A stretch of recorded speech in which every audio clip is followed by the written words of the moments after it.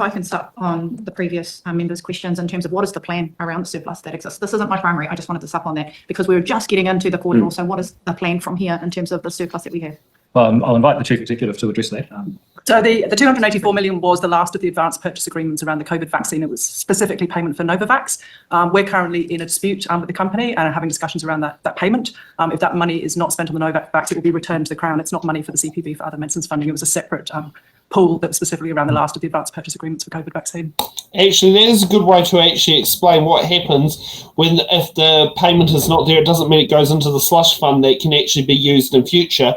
From what the CEO has just said there is that it gets returned back to the Crown. And it's great that that clarification has been made there because some people would sit there and go, well, it could now be used to, say, do a bulk purchase of, say, PrEP or cancer drugs, which is not exactly the correct process. But it's good to actually have a chief executive, a CEO who actually knows their shit.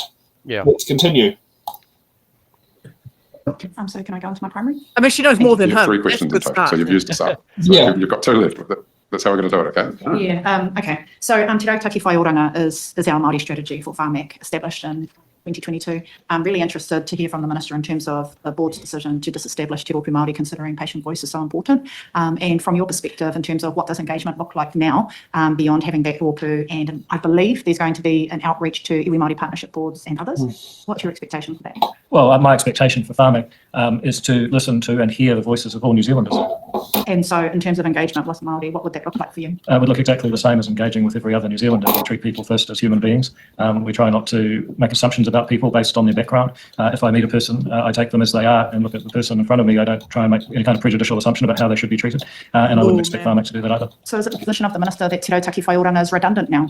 Is it still a priority for the organisation? Well, the priority for the organisation is to treat every patient with the respect and dignity that they do. You have a specific strategy for Māori health. I'll ask that you bring the questions through the chair. I laid that out at the start as well. On this line of questioning, I did generously give you the one and then the 2 sups after that, even though you had a sup on the other one.